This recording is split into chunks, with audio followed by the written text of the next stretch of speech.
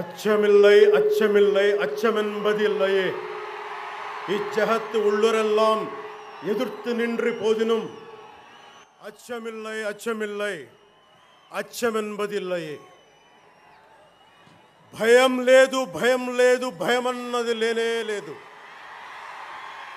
ఒక దుర్నీతి దుర్జన లోకమంతయు ఎదురొచ్చినా భయం లేదు భయం లేదు భయమన్నది లేనే లేదు. భయం లేదు కాబట్టే అసలే చీకటి గాఢ అంధకారమైన వెళ్ళే దారంతా గోతులు గుంతలు లోయలు అగాధాలు ఉన్న ఇల్లేమో దూరమైన చేతిలో దీపం లేకపోయినా గుండె ధైర్యమే కవచంగా ధరించిన వాణ్ణి కనుకే అన్నీ ఒక్కడే అయి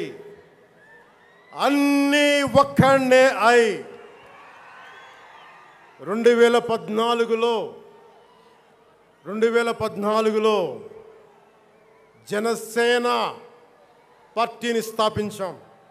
భావ తీవ్రత ఉంది గనుకే 2018లో పోరాట యాత్ర చేశాం. ఓటమి భయం లేదు కాబట్టే 2019లో పోటీ చేశాం. ఓడినా అడుగు ముందుకే వేశాం. మనం నిలబడ్డాం, పార్టీని నిలబెట్టాం. మనం నిలదొక్కుకున్నాం. మనం నిలదొక్కుకోవటమే కాకుండా 4 దశాబ్దాల టీడీపీ పార్టీని కూడా నిలబెట్టాం. మనం ఓడినప్పుడు 2019లో మీసాలు మెలేశారు, జబ్బలు చరిచారు, తొడలు కొట్టారు, మన ఆడపడుచుల్ని అవమానించారు, ప్రజల్ని నిరంతరం హింసించారు. ఇదే న్యాయం అని మన నాయకులు, మన జన సైనికులు, మన వీర మహిళలు అందరూ అడిగితే, గొంతెత్తితే వారిపైన కేసులు పెట్టారు, జైళ్ళల్లో పెట్టారు, నిర్బంధంలో తోశారు. 4 దశాబ్దాల సుదీర్ఘ రాజకీయ అనుభవం ఉన్న నాయకుడిని అక్రమ కేసుల్లో బంధించారు. వారి తెలుగుదేశం పార్టీ కార్యకర్తల్ని, సీనియర్ నాయకుల్ని రోడ్డు మీదకి రావాలంటే భయపడేలా చేశారు. ఇక నాలాంటి వాణ్ణి తిట్టని తిట్టు లేదు, పాల్ చేయని అవమానం లేదు, చేయని కుట్ర లేదు, వేయని కుతంత్రం లేదు. ఈ ఎన్నికల్లో అసెంబ్లీ గేటును కూడా తాకలేవు అని మనల్ని ఛాలెంజ్ చేసి సరిచిన ఆ తొడల్ని బద్దలు కొట్టాం. ఏం చేశాం? బద్దలు కొట్టాం. బద్దలు కొట్టి ఆంధ్రప్రదేశ్ అసెంబ్లీలో 21 మంది ఎమ్మెల్యేలతోటి, పార్లమెంటులో 2 ఎంపీలతోటి అడుగుపెట్టాం.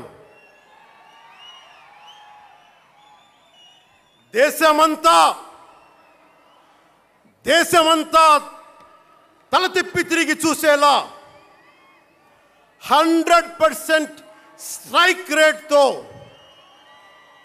ఘన విజయం సాధించాం. ఎన్డీఏ కూటమి ప్రభుత్వాన్ని నిలబెట్టాం. ఈరోజు జయకేతనం ఎగరేస్తున్నాం. జై జనసేన, జై జనసేన, జై జై జనసేన, జై.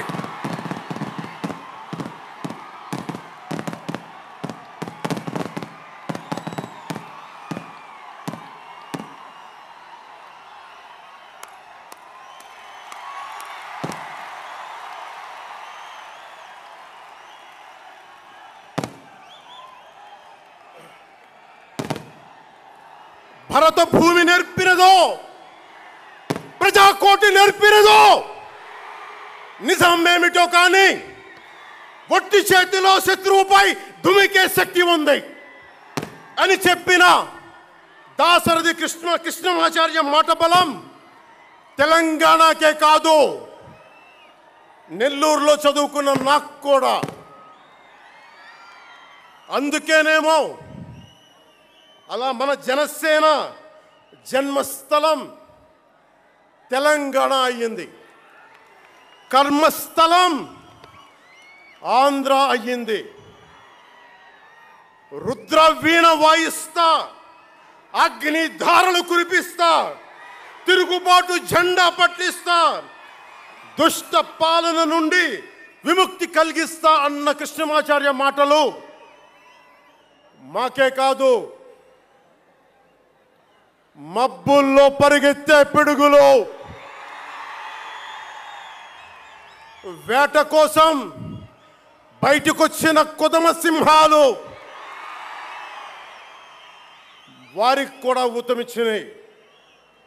ఊతమివ్వబట్టే 24 ఎన్నికల్లో దాష్టీక ప్రభుత్వాన్ని దించి కూటమి ప్రభుత్వాన్ని, ఎన్డీఏ కూటమి ప్రభుత్వాన్ని గెలిపించారు. అందుకని మీ అందరికీ గుండెల్లోతుల్లో నుంచి ధన్యవాదాలు. మూగవోయిన కోటి తమ్ముల గళాల పాట పలికించి కదిలి జవమ్మ కూర్చి నా కళానికి బలమిచ్చి నడిపినట్టి నా తెలంగాణ కోటి రతనాల వీణ, నా తెలంగాణ కోటి రతనాల వీణ. అలాంటి కోటి దివిటీల క్రాంతి జ్యోతి తెలంగాణకు ఆ రోజున కరెంట్ షాక్ తగిలి చనిపోబోయిన నాకు కొండగట్టు ఆంజనేయుడి దయ, తెలంగాణ అన్నదమ్ముల దీవెన, నన్ను ప్రేమించే ప్రజలందరి దీవెన నాకు పునర్జన్మనిచ్చింది తెలంగాణ భూమి. అలాంటి తెలంగాణ నేల తల్లికి నా వందనాలు, హృదయపూర్వక వందనాలు. బండెనక బండి గట్టి 16 బండ్లు గట్టి ఏ బండిలో పోతావు కొడక నైజాం సర్కార్ రోడా అని కాలిక గజ్జగట్టి చేత కర్ర బట్టి కాలిక గజ్జ కట్టి ఆటనే పాటనే ఆయుధంగా మలిచిన వాడు, యువత గుండెల్లో పోరాట స్ఫూర్తిని నింపిన వాడు, నేను కనిపిస్తే ఎలా ఉన్నావురా తమ్మి అని ఆప్యాయంగా పలకించే మన మధ్య లేని నా అన్న, నా గద్దరన్న, నేల నుంచి వచ్చిన నా తెలంగాణ జన సైనికులకి, జనసేన నాయకులకి, వీర మహిళలకు నా హృదయపూర్వక శుభాకాంక్షలు. మా ఆడపడుచులు, మా వీర మహిళలు, మీ పోరాట స్ఫూర్తిని నేను మర్చిపోలేను. మీరు నా దృష్టిలో, ప్రజల దృష్టిలో, అందరి దృష్టిలో మీరు రాణి రుద్రమ్మలు, వీరనారి గున్నమ్మలు, మా జనసేన వీర మహిళలు. మా జనసేన ఆడపడుచులు అందరి క్షేమం కాంక్షించే సూర్యదేవుని లేలేత కిరణాలు. తేడా వస్తే కాల్చి కథం చేసే లేజర్ బీములు మా జనసేన వీర మహిళలు. అలాంటి మీకు, మా ఆడపడుచులకి, మా వీర మహిళలకి నేను మీకు రుణపడి ఉంటాను. సీనియర్ నాయకులు కొనతాల గారు చెప్పినట్టుగా ఈరోజు హోలీ పర్వదినం. రంగులు, ఉత్సాహం, మైత్రిని పంచే పండగ. చెడు పోయింది, మంచి వచ్చిందని చెప్పి రంగులు జల్లుకునే పండగ. మన జయకేతనం ఎగరవేసిన రోజున హోలీ కూడా రావటం యాదృచ్ఛికం కాదు, భగవంతుడి నిర్ణయం. అందుకని దేశ ప్రజలందరికీ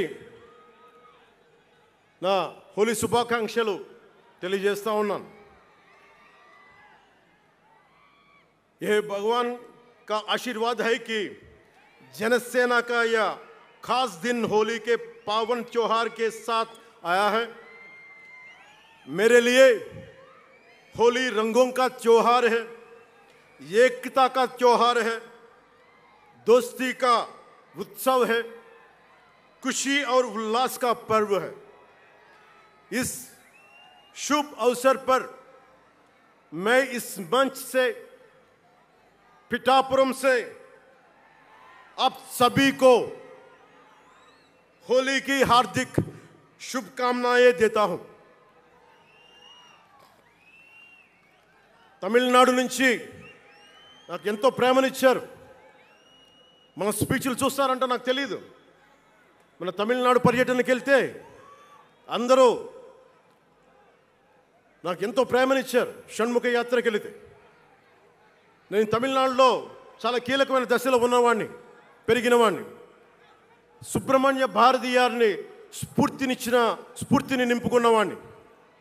అలాంటి తమిళనాడు ప్రజలందరికీ నా మనస్ఫూర్తిగా మీకు నా నమస్కారాలు. రమణ మహర్షి ఉళ్ళిట్ట ఎన్నట్లు సిద్ధర్గల్ వాళింద సిద్ధపేట్ల సిద్ధర్ భూమి ఉలహ పుదుమరియం తిరుక్కురళవై உலகுக்கு தந்த ஞான பூமி அச்சமில்லை அச்சமில்லை என முழுங்கிய மகாகவி பாரதியார் வீரபூமி உலகத்தை ரட்சிக்கும் கந்தசஷ்டி கவசம் எனும் அருண்கோடை தந்த ஆன்மீக பூமியாம் தமிழகத்தை சேர்ந்த என் அன்பு உள்ளங்களுக்கு எனது அன்பு நிறைந்த வணக்கங்கள். మన మహారాష్ట్రకి వెళితే నాకు మహారాష్ట్రలో అభిమానులు ఉంటారు. అది కూడా రాజకీయ పరంగా ఉంటారు, సినిమాల పరంగా కాకుండా అని నాకు తెలియలే. ఎంతో ప్రేమనిచ్చారు. గౌరవ మహారాష్ట్ర ముఖ్యమంత్రి దేవేంద్ర ఫడ్నవీస్ గారు నన్ను రమ్మని 19 నుంచి అడుగుతూ ఉన్నారు. అప్పుడు కుదరలా, 24లో కుదరలేదు, 19లో కుదరలేదు, 14లో కుదరలేదు. మొన్న హర్యానాలో మీరు రావాలి ఖచ్చితంగా అని చెప్పి ప్రత్యేకించి నన్ను పిలిపించారు. నేను ఎన్డీఏ కూటమి కోసం ప్రచారం చేశాను, భారతీయ జనతా పార్టీ కోసం. వెళ్ళిన అన్ని సీట్లు దాదాపు 95% మనం గెలిచాం, ఒక్క సీటు తప్ప. మీకు తెలుసు, నాకు మరాఠీ నేల, మహారాష్ట్ర నేల, ఛత్రపతి శివాజీ మహారాజ్ నేల, ఛత్రపతి సంభాజీ మహారాజ్ నేల. అలాంటి నేలకి ఛత్రపతి शिवाजी महाराज आणि छत्रपती संभाजी महाराज यांच्या महाराष्ट्र भूमीतून आलोल्य सोलापूर, लातूर, बिल्लारपूर सारख्या जिल्ह्यांतील जनसैनिकांना माझा मनपूर्वक नमस्कार. అలాగే కర్ణాటక నుంచి వచ్చిన అభిమానులకి, ಕರ್ನಾಟಕದಿಂದ ಈ ಹಬ್ಬಕ್ಕೆ ಆಗಮಿಸಿದ ನನ್ನ ಜನ ಸೈನಿಕರಿಗೆ, ನನ್ನನ್ನು ಪ್ರೀತಿಸುವ ಕರ್ನಾಟಕದ ಜನ ಸೈನಿಕರಿಗೆ హృత్పూర్వక నమస్కారాలు. చాలా భాషలు అయిపోయినాయి కదా. అని మీకు అర్థమైంది కదా, రెండు భాషలు ఒక్క భాషలా కాదు. భారతదేశానికి కావాల్సింది తమిళనాడుతో సహా we need multiple languages, not just two. We need multiple languages to keep, not just for the integrity of the country, but also to understand each other,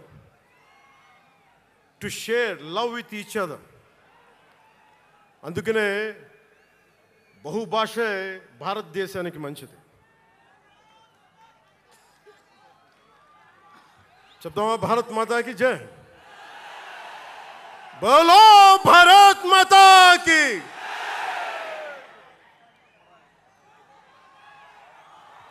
అలాగే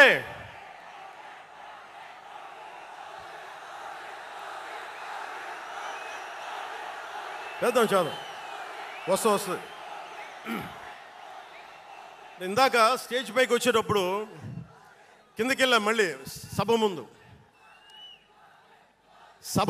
చాలు, సినిమాలు ఆపండి, చాలు. ఓజీ చాలు. అంటే మీ అందరికీ నేను సినిమాలు ఎందుకు వద్దని చెప్తానంటే, సినిమాలు తక్కువ చేయడం నా ఉద్దేశం కాదు. మీరు ఓజీ సినిమాకి వెళ్ళి జనసేన జిందాబాద్ అని ఎలా అనకూడదు, ఇక్కడికి వచ్చి సినిమా ఎందుకు అనకూడదంటే, ప్రాణాలు తెగించున్నారు ఇక్కడ వాళ్ళందరూ, ఇక్కడ జన సైనికులు.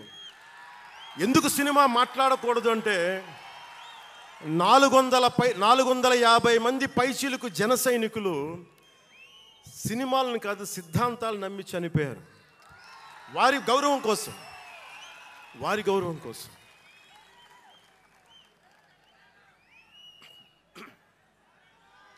ఇందాక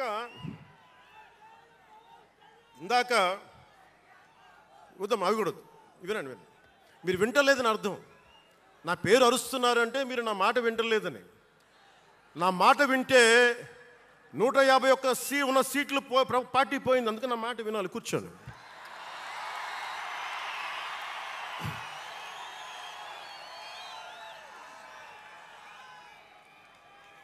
ముందుగా నేను 11 సంవత్సరాల క్రితం పార్టీ పెట్టినప్పుడు, ఈరోజు మీకు డేటాలు చెప్పను, ఎన్డీఏ ప్రభుత్వం గురించి వీటిని చెప్పను. నేను మీతోటి 11 సంవత్సరాలు పార్టీని ఎలా నడిపాం, ఏ బేసిస్తో నడిపాం, నా కష్టాలేంటి, నేను పడ్డ ఇబ్బందులేంటి, కొన్ని పంచుకుంటాను. అన్నీ పంచుకుంటే సంవత్సరం కావాలి. నేను ఓటమిలు ఎలా ఉంటాను, గెలుపులు ఎలా ఉంటాను, మీరు నా గుండెల్లో పెట్టుకున్న వాళ్ళు, మీరందరూ నా గుండెల్లో పెట్టుకున్నదమ్మా. మీకు మించిన కుటుంబం నాకు లేదు. అలాంటి నేను 2014లో ఒక్కడనే కూర్చొని జ్వలిస్తూ మదించిపోతూ, మన ఆలోచనతో మదిస్తూ, ఎలా చెప్పాలి, పెద్ద రాజకీయాల మీద నా చాలామంది కసరత్తులు చేసిన వాడిని కాదు. 2009లో అప్పుడు రాజకీయ ప్రస్థానం తప్ప. 2003లో నేను మా నాన్నకి చెప్పాను ఫస్ట్. ఈరోజు మా నాన్నగారు లేరు, స్వర్గస్థులయ్యారు. మా నాన్నకి మా అమ్మకి 2003లో చెప్పాను, అమ్మ నేను ఒకరోజు పాలిటిక్స్కి వెళ్తాను. మా నాన్నకి నచ్చల మాట. శుభ్రమైన కెరీర్ పెట్టుకొని పిచ్చేంట్రా నీగా నేను. కానీ నేను చెప్పలేకపోయినా ఆ రోజున. నేను సినిమాలని దృష్టిలో పెట్టుకొని ఎదగలేదు, సమాజాన్ని దేశాన్ని దృష్టిలో పెట్టుకొని ఎదిగాను. సినిమా నాకు ఉపకరణం అయింది, కానీ సినిమా నా జీవితం కాలం. చెప్పలేకపోయినా ఆ రోజున. నన్ను చాలామంది, మీరు అందరికీ నాకు గద్దరన్న ఎలా పరిచయం అనుకుంటున్నారు మీరు? రాజకీయాల ద్వారా కాదు. గద్దరన్న ఖుషీ సినిమా చూసి మా అన్నయ్య గారిని పట్టుకొని మా అన్నయ్య గారి దగ్గరికి వచ్చి, మా పెద్దన్నయ్య గారి దగ్గరికి వచ్చి, మీ తమ్ముడిని కలవాల్సిందే నేను. మా అన్నయ్య ఫోన్ చేశారు, అని నేను గద్దర్ గారు కలుస్తారంటాను. నాకు గద్దర్ గారు అంటే ఇష్టం చిన్నప్పటి నుంచి, మా నాగబాబు గారి దయ వల్ల. సరే కలిస్తే ఆయన ఎంత క్షుణ్ణంగా ఆయన పరిస్థితి చెప్పాడంటే, అరే నువ్వు దేశం కోసం సమాజం కోసం ఆలోచించేవాడివి. నీ ఏ మేరా జహా అనే పాటలో నువ్వు భరతమాతని సంఖ్యలలో బంధించి పెట్టావు కదా, నీ భావం నాకు అర్థమైందిరా అన్నాడు. నువ్వంటే నాకు ఇష్టం రా తమ్మి అని చెప్పి ఆ రోజు నుంచి మాకు స్నేహం. అది నాకు అన్న తమ్ముడ బంధమైందని ఆయన చనిపోయేలోపు. అలాగే 2006లో నేను విపరీతంగా ఒక పిహెచ్డి కోసం, ఒక స్కాలర్ ఎలా చదువుతాడో పుస్తకాల మధ్యలో సినిమాలు చేశాను. అందుకే నా సినిమాలు మీకు నచ్చి ఉండకపోవచ్చు ఆ రోజున. కానీ నా జ్వలనాన్ని ఎక్కడో ఢిల్లీలో కూర్చొని ఒకళ్ళు, ఢిల్లీ యూనివర్సిటీలో పనిచేసే ఒక ప్రొఫెసర్, ప్రకాశం జిల్లాకు చెందిన వ్యక్తి, నాకు తెలియదు ఆయన ప్రకాశం జిల్లా వ్యక్తి. నా రోజున ఆయన వచ్చి మిమ్మల్ని కలవాలని చెప్పి ఒక నెల రోజులు నా వెంట పడితే ఆయన కలిశారు. ఆయన వచ్చి నన్ను ఒకే ఒక మాట అడిగారు. 2006లో మీరు రాజకీయాల్లోకి వస్తారా? బహుజన సిద్ధాంతం మేము ముందుకెళ్తాం. చాలామంది అడిగి నన్ను పంపించారు. మీరు సంసిద్ధం అంటే నేను మాట్లాడతాను, నేను కదుపుతానంటే ఆ రోజున నాకు ఇంకా మెచ్యూరిటీ లేదు. ఒక కుటుంబాన్ని నడపడానికే చాలా శ్రమ పడాలి. ఒక కుటుంబాన్ని ఏకతాటిపైన తీసుకురావాలంటే నేను కష్టపడాలి. ఒక సినిమా చేయాలంటే నేను ఇంత కష్టపడాలి. ఇన్ని కోట్ల మందికి సంబంధించిన జీవితాన్ని ఒక భావంతో కట్టిపడేయాలంటే నాకు ఇంకా అంత మెచ్యూరిటీ లేదు. మెచ్యూరిటీ వచ్చిన రోజున మీకు తెలియజేస్తానని చెప్పాను. ఆ వ్యక్తి అప్పటి నుంచి ఇప్పటిదాకా అరుదుగా అప్పుడప్పుడు కలుస్తూ ఉంటాను. ఈ రోజున హైదరాబాద్ సెంట్రల్ యూనివర్సిటీ ప్రొఫెసర్, మీలో కొంతమందికి తెలిసి ఉండొచ్చు, ప్రొఫెసర్ శ్రీపతి రాముడు గారికి మనస్ఫూర్తిగా నా ధన్యవాదాలు తెలియజేస్తున్న. వారిని వేదికపైకి రమ్మని మనస్ఫూర్తిగా కోరుకుంటా ఉన్నాను. ఎందుకంటే మీరు ఓజీ ఓజీ అని అరుస్తూ ఉంటే నన్ను సినిమాల కంటే కూడా సినిమాల్లో ప్రజలకి పనిచేసే మనిషిని చూశారు ఇలాంటి మేధావులందరూ, పోరాట యోధులందరూ. సో నాకు ఎప్పుడు కూడా ఆయన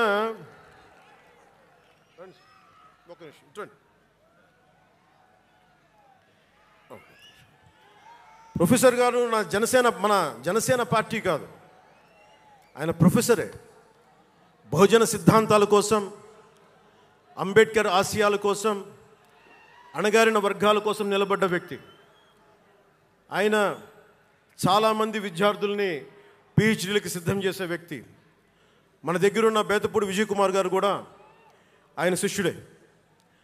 ఇలాంటి శిష్యులు ఎంతమంది తయారు చేసి ఆయన జనసేన ఎప్పుడు నాకు అండగా ఉంటారు. ఓడిపోయినా నిలబడ్డా ఎప్పుడైనా సరే నమ్మకం ఏంటంటే మీరు ఉండాలి, మీరు రాణించాలని నిరంతరం తప్పించే శ్రీపతి రాముడు గారికి నేను ఇవ్వగలిగేది ఒకటే, నా గుండెల నుంచి ప్రేమ ఇవ్వగలను.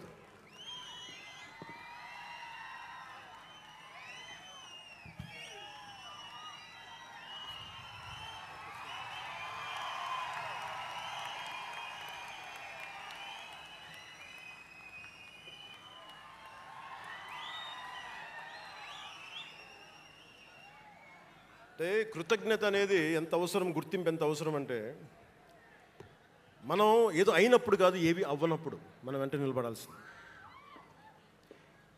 నేను థ్యాంకింగ్ నోట్స్ చెప్దాం అనుకున్నా. ఎవరికి చెప్పాలి? ముందుగా ఈ సభా వేదిక కోసం పారిశుద్ధ్య సిబ్బందికి, నా గుండెల్లో పెట్టుకొని గౌరవించే నా పారిశుద్ధ్య సిబ్బందికి ముందుగా మీ అందరికీ నా హృదయపూర్వక నమస్కారాలు, హృదయపూర్వక ధన్యవాదాలు. యాక్చువల్గా నేను అనుకుంది ముందుగా పారిశుద్ధ కార్మికులకి సన్మానం చేసి స్పీచ్ మొదలు పెడదామని. ఎక్కువ మంది ఉండటం వల్ల మన సమయం సరిపోదు కాబట్టి రేపు పొద్దున మన సీనియర్ నాయకులందరినీ, సోదరులు నాగబాబు గారిని, ఎమ్మెల్సీ వారిని గౌరవించి చేయవలసిందిగా నేను కోరుకుంటున్నాను.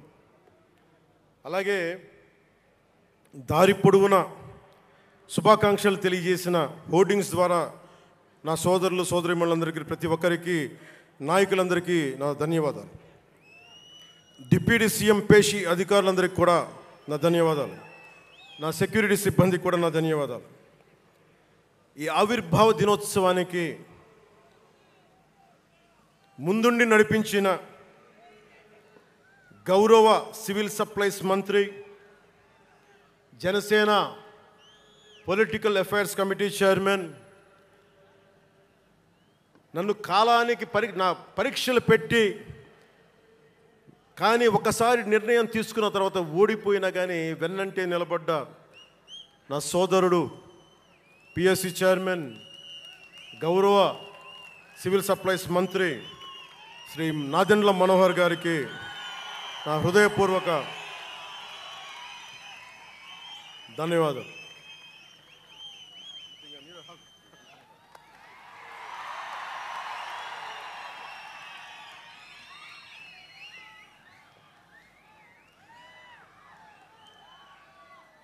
అలాగే 2009 నుండి 10 నుండి ఆయన పాలిటిక్స్లో లేకపోయినా నేనంటే ఇష్టం తోటి ఎప్పుడు నా వెన్నంటే ఉండే హరిప్రసాద్ గారికి ఏం ఆశించాలా, జీతాలు తీసుకోవాలా, జీతభత్యాలు లేవు, ఉన్నంతలోనే ఎవరు అన్నిటికీ పాపాల భైరవుడు ఆయన. పవన్ కళ్యాణ్ ఆ నిర్ణయం తీసుకోలేదంటే ఈయనే ఉంటాడు కారణం అంట. పవన్ కళ్యాణ్ తేలిక మాట నేస్తాడు అందరమాట. పవన్ కళ్యాణ్ కొంచెం ఆలోచన ఉంటుంది కదా, ఎవరికి ఇవ్వాలి, ఎందుకు ఇవ్వకూడదని. కానీ ప్రతిదానికి నేను తీసుకున్న నిర్ణయాలకి ఆయన భరించాడు. అలాంటి అన్నిటినీ భరించి నా వెన్నంటే ఉన్న హరిప్రసాద్ గారికి మనస్ఫూర్తిగా నా ధన్యవాదాలు.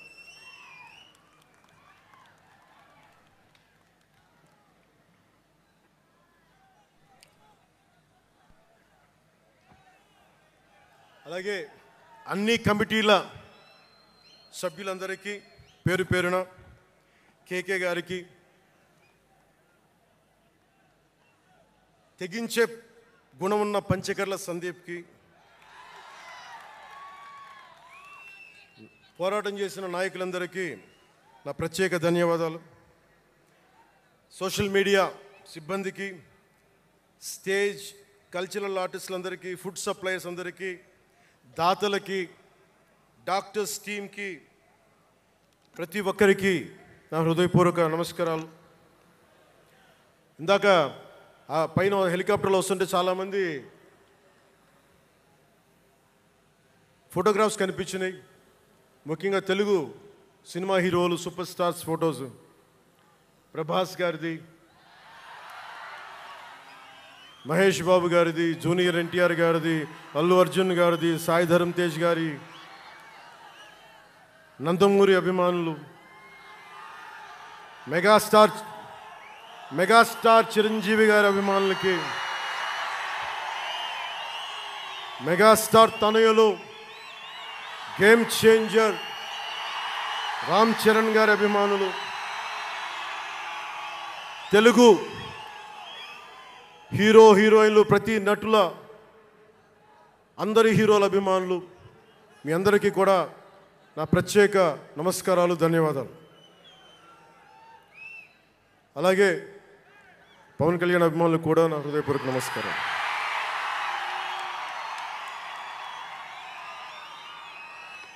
మద్దతు ఇచ్చిన జనసేనతో పాటు ఎన్డీఏ కూటమి పక్షాలైన తెలుగుదేశం, బీజేపీ నాయకులకు, కార్యకర్తలకు నా ప్రత్యేక ధన్యవాదాలు. అసలు మనం ఇంత ఘన విజయం సాధించాం. మనం కలిసి పోరాటం చేశాం, కష్టాలు ఉన్నప్పుడు చెయ్యనందించాం. అది గుర్తుపెట్టుకొని ఈ రోజున డిప్యూటీ ముఖ్యమంత్రి, ఉప ముఖ్యమంత్రిగా కలిసి ఒక వ్యక్తితో బలవంగా ప్రయాణం చేస్తూ ఉన్నాను. 4 దశాబ్దాల సుదీర్ఘ అనుభవం రాజకీయ నాయకులు, హైటెక్ సిటీని రూపకల్పన చేసిన దార్శనికుడు, క్లేమోర్ మైన్స్ తోటి పేల్చేస్తే కింద పడితే దులుపుకొని మళ్ళీ రాజకీయాల్లో తిరిగి నెక్స్ట్ డే డ్యూటీలోకి వచ్చిన బలమైన నాయకుడు, శ్రీ గౌరవ ముఖ్యమంత్రి శ్రీ నారా చంద్రబాబు నాయుడు గారికి,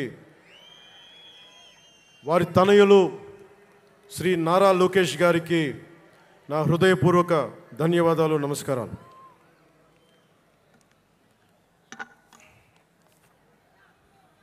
ఒకసారి నా నోటి నుంచి 11 సంవత్సరాలు నలిగాం కదా, మన ఎంపీలు మన పేర్లు నా నోటి గుండా చెప్పాలి మీ అందరికీ అని చెప్పడానికి.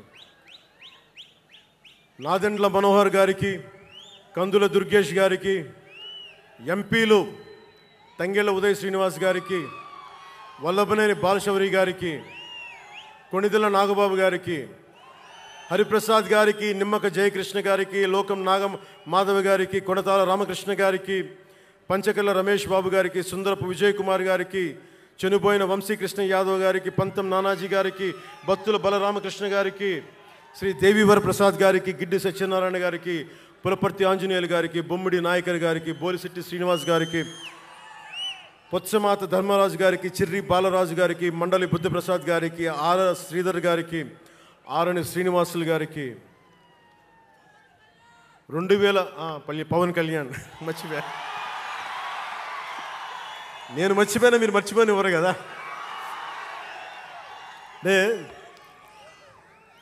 ఇది మనం 11వ సంవత్సరం, వారు 11కి అంకితం చేశాం.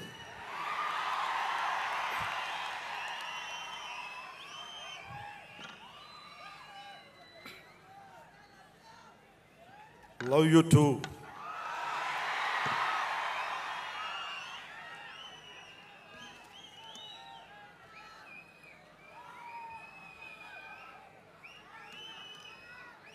అలాగే ఈ సభకి పోలీస్ వ్యవస్థ మీకు తెలుసు, మనం ఎంత నలిగిపోయామో. గత 5 ఏళ్లలో మనం ఎంత నలిగిపోయామో మీకు తెలుసు. ఎన్ని ఇబ్బందులు పాలు చేశారో తెలుసు. ఆ రోజు నుంచి కూడా ఈ రోజుకి వరకు నాకు పోలీస్ శాఖ అంటే చాలా గౌరవం. ఎందుకంటే పోలీస్ శాఖకి స్వయం నిర్ణయాలు చేసే హక్కు ఉండదు, డ్యూటీయే ఉంటుంది. బ్రిటిష్ వాళ్ళు పరిపాలించినప్పుడు పోలీస్ కూడా బ్రిటిష్ అధీనంలో పనిచేశారు తప్ప వాళ్ళకి ఇవ్వబడ్డ డ్యూటీ చేశారు.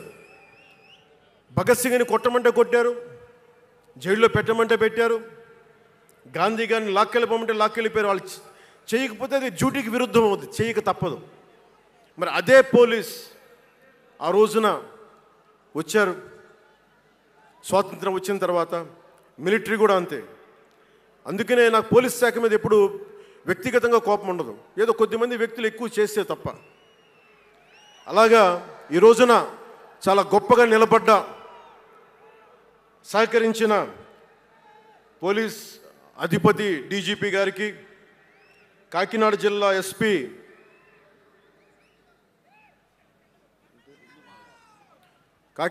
ఎస్పీ బిందు మాధవ్ గారికి, కలెక్టర్ శ్రీ షణ్మోహన్ గారికి, రెవెన్యూ అధికారులకు, ఇతర పోలీస్ అధికారులకు, మున్సిపల్ అధికారులకు, బందోబస్తు డ్యూటీకి వచ్చి అన్ని జిల్లాల నుంచి వచ్చిన నలిగిపోయి ఎండలో ఉన్న నా కానిస్టేబుల్ సోదరులకు, ప్రతి ఒక్కరికి పేరు పేరున నా హృదయపూర్వక ధన్యవాదాలు, హృదయపూర్వక కృతజ్ఞతలు.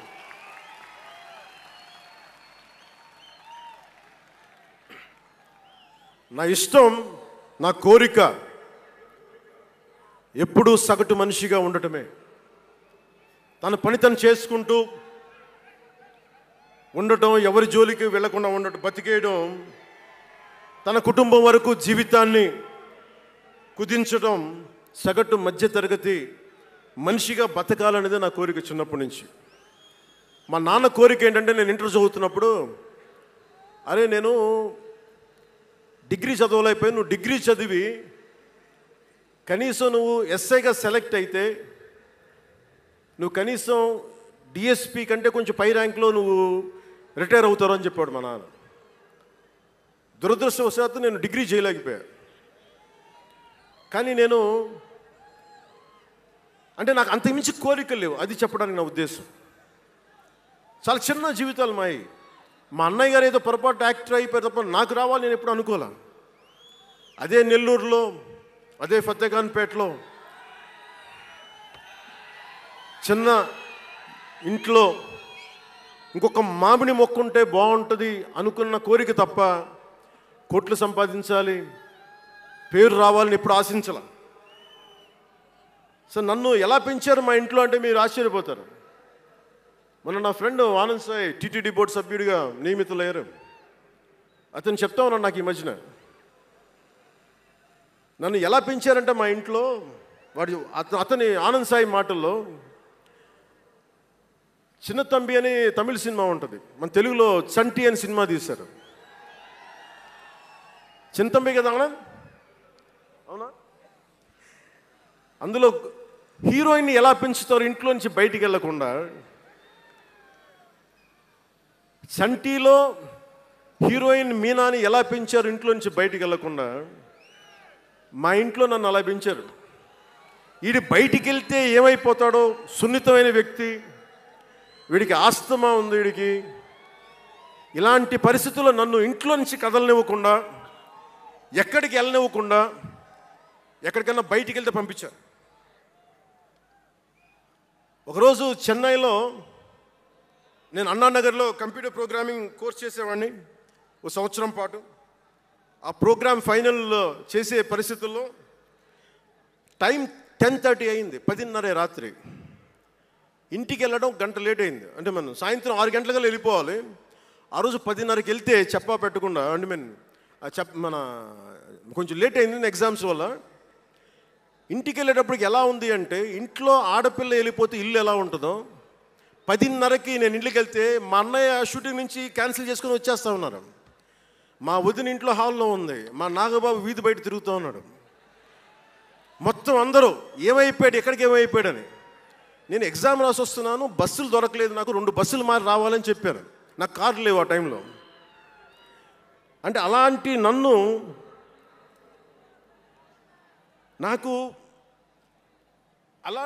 పెంచారు నన్ను. ఇది మా నాగబాబు గారు ఇక్కడ ఉన్నారు, అడగండి, ఆ రోజు గుర్తుండి ఉంటుంది ఆయనకి. అలాంటి నన్ను పాలిటిక్స్ చేస్తానని కానీ, సినిమాల్లోకి వస్తానని కానీ ఎవరు ఊహించలే. ఎందుకంటే నేనే ఊహించలే. పోనీ 18 ఏళ్ల వయసులోనో 20 ఏళ్ల వయసులోనో 10:30కి లేటుగా వచ్చామంటే ఒక అర్థం ఉంటుంది. అక్కడమ్మాయి ఇక్కడ అబ్బాయి, గోకులంలో సీత, సుస్వాగతం, తొలి ప్రేమ చేస్తున్న సమయంలో, మేబీ తొలి ప్రేమ ముందు అటో ఇటో, సంగీత్ థియేటర్లో, హైదరాబాద్ సంగీత్ థియేటర్లో క్లింట్ ఈస్ట్వుడ్ నాకు ఇష్టమైన హీరో, అతను సినిమాకి వెళ్ళా. బ్రిడ్జెస్ ఆఫ్ మాడిసన్ కౌంటీ అని ఒక ఇంగ్లీష్ నవల్ ఆధారంగా తీశారు. అది నాకు ఇస్తుంది ఆ నవల్.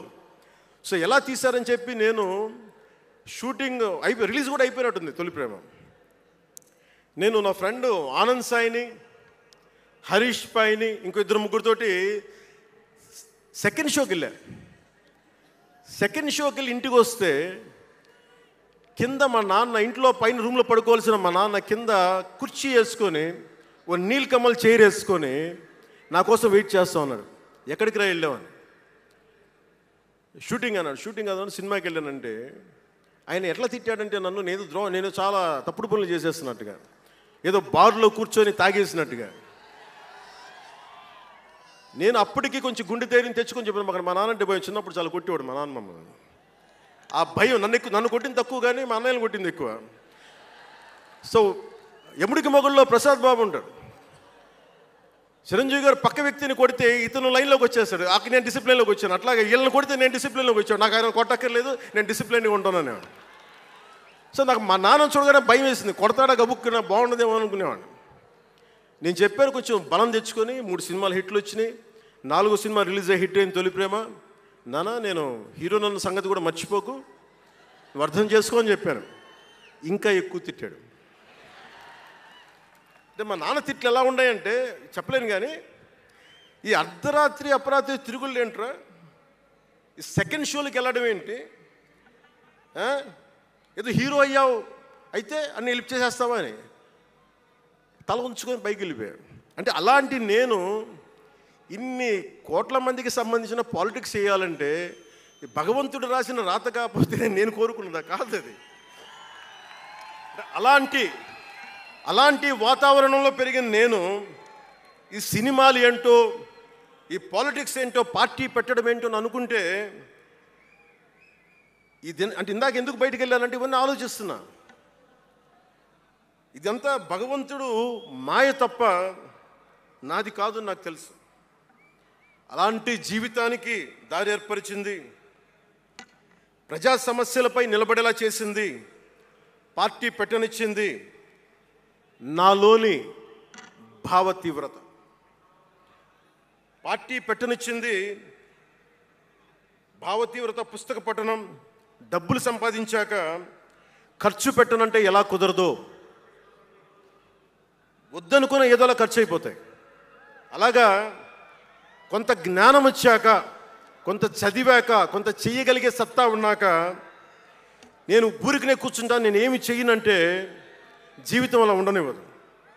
అలాంటి నన్ను ఏదో సాటర్డే సండే షూటింగ్ ప్రాక్టీస్కి వెళ్ళి మెడ్రాస్ రైఫిల్ క్లబ్లో, మార్నింగ్ లయోలా కాలేజ్లో జాగింగ్ చేసుకొని, ఇంటికి వచ్చి పుస్తకాలు చదువుకొని, మా వదినకి ఏదైనా అవసరమైతే పనులు చేసి పెట్టి, ఇలాంటి నేను సగటు మనిషి, మధ్యతరగతి మనిషి, అంతకుమించి వేరే పట్ల. పనగల్ పార్క్ వెళ్ళి కూరగాయలు తీసుకురావడం, వంకాయ ఎంత, తక్కాలి ఎంత, అంటే మన ఉల్లిపాయలు వంకాయలు ఎంత అని ఇట్లాంటివి తీసుకొచ్చేవాడిని. నెల్లూరులో పెద్ద బజారు వచ్చి, మన పెద్ద బజారు చిన్న బజారుకి వెళ్ళి ఇంటికి కావాల్సిన సామాన్లు తీసుకొచ్చేవాడిని. నాకు అంతకుమించి జీవితాన్ని కోరుకోలేదు నేను. అలాంటిది నేను యాక్టర్ అయ్యాను, ఈరోజున పొలిటికల్ లీడర్ అయ్యాను, దేశమంతా గుర్తించే అయ్యానంటే ఇది ఏది కూడా నేను కోరుకుంది కాదు, నాకు ఇవ్వబడింది. అందుకే నేను కర్మే చేస్తాను, నేను ఫలితం ఆశించను.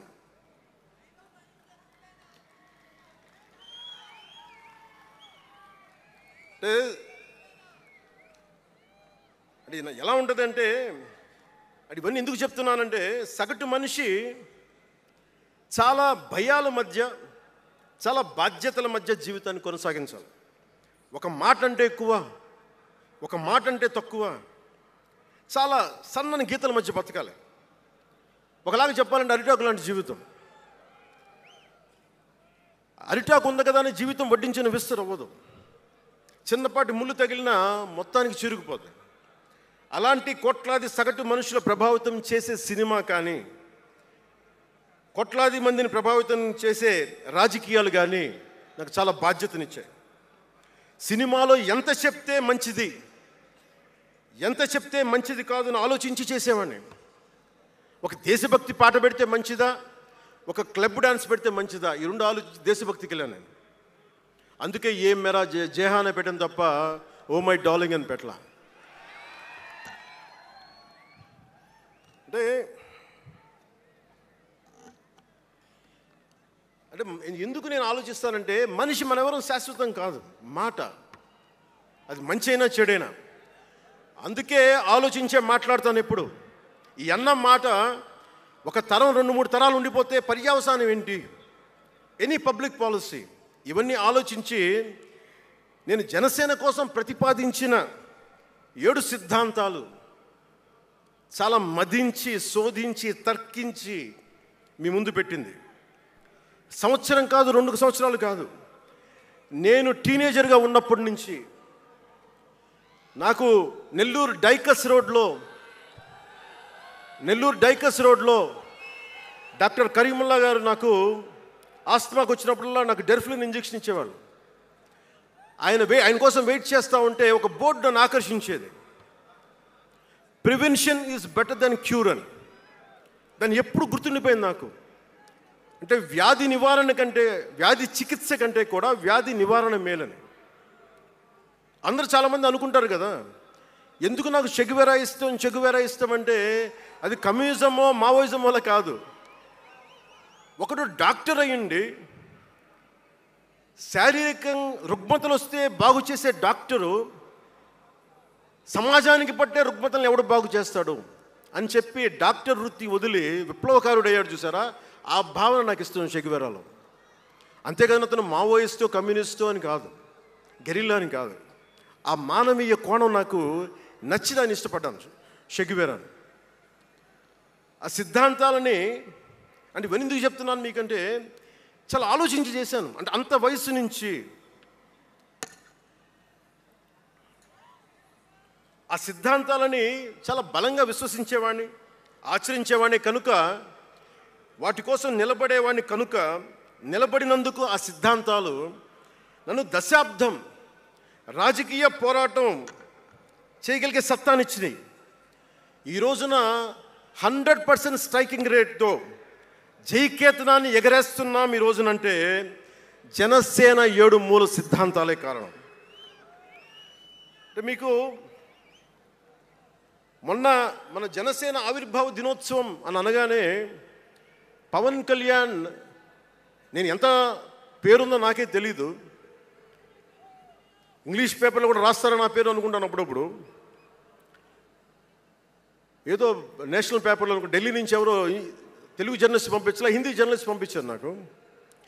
Pawan Kalyan changes his ideology left, right and centre అని.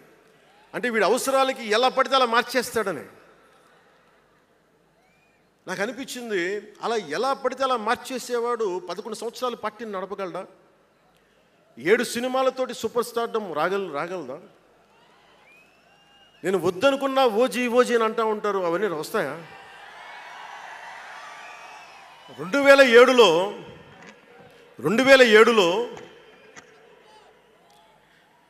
నేను కామన్ మ్యాన్ ప్రొటెక్షన్ ఫోర్స్ పెట్టినప్పుడు చాలామంది నాకు ఇష్టమైన నాయకులు, ప్రభావితం చేసిన నాయకులు, ఒకరితో ఒకరికి సంబంధం లేదు. ఒకళ్ళు నారాయణ గురు అయితే ఇంకొకళ్ళు షెగువేరా, ఒకళ్ళు జయప్రకాష్ నారాయణ అయితే ఇంకొకళ్ళు లోకమాన్య బాలగంగాధర్ తిలక్, ఒకళ్ళు మదర్ తెరీసా అయితే ఇంకో వైపున భగత్ సింగ్. ఆ రోజు నన్ను అందరూ అన్నారు, నీకేంటి ఇంత పిచ్చి ఏంటి, నీకు కన్ఫ్యూజ్డ్ ఐడియాలజీ నీది అంటే నేను రోజు చెప్పలేకపోయాను అందరికీ. పవన్ కళ్యాణ్ ఐడియాలజీ ఏంటంటే ఇంత భిన్నమైన వ్యక్తుల్లో ఏకత్వం చూడగలగడం పవన్ కళ్యాణ్ ఐడియాలజీ. ఆ ఏకత్వాన్ని చూడగలిగాం కాబట్టి ఆ 7 సిద్ధాంతాలు వచ్చినాయి. నాకు ఒక్కొక్కరిలో నాకు నచ్చిన అంశాన్ని తీసుకొని నాకు వ్యక్తిగతంగా బలం ఇవ్వడం చూశాను. అది నా మీద ఎంత ప్రభావితం చూపించింది, అది ఎంత సక్సెస్ ఇచ్చిందో కూడా నాకు తెలుసు. అంటే నేను అందరిలాగా నేను కాలేజీలకి యూనివర్సిటీలకి వెళ్ళా, డాక్టరేట్ లేకుండా పోవచ్చు, యూనివర్సిటీస్కి వెళ్ళి ఉండకపోవచ్చు, కానీ జ్ఞానాన్ని సముపార్జించటం నా చిన్నప్పటి నుంచి ఈ క్షణం దాకా నేను ఎప్పుడూ ఆపలా, ఎప్పుడు నేర్చుకుంటానే ఉన్నాను. అంటే చిన్నప్పుడు ఇలస్ట్రేటెడ్ వీక్లీలు, ఫ్రంట్ లైన్ మ్యాగజైన్లు, న్యూస్ పేపర్లు, సోవియట్ భూమి పత్రికలు, చరిత్ర, సంస్కృతి పుస్తకాలు, సాహిత్యం, ఫిలాసఫీ, ఫారిన్ అఫైర్స్ ఇవేమి చదవటం ఆపలా ఇప్పటిదాకా. అవన్నీ సామాజిక, చారిత్రక, రాజకీయ అంశాల మీద అవగాహన లేకుండా ఎందుకు పార్టీ పెడతాం? దేశ విభజన, కలోనియల్ చరిత్ర, తిరుగుబాట్లు, చిట్టాగాంగ్, విప్లవ వీరులు, తాకట్టులో భారతదేశం, యాడమ్ స్మిత్లు, మాల్థూసియన్ థీరీలు చదవకుండా, అర్థం చేసుకోకుండా పార్టీ పెట్టేస్తామా? అంటే ఇవన్నీ ఇంత అవగాహన, ఇంత సామాజిక పరిజ్ఞానం సినిమాలు చేసుకునేవాడికి ఎలా ఉంటుంది అవగాహన అని? అదే కదా. అంటే దానికోసం ఎలా పుట్టాలండి? ప్రత్యేకంగా తెల్లగడ్డం వేసుకొని పుట్టాలా అండి? ఆకాశంలోకి చూస్తా తెల్లగడ్డం వేసుకొని సామాన్యుడికి అర్థం కాని లిటరీ టర్మ్స్ తోటి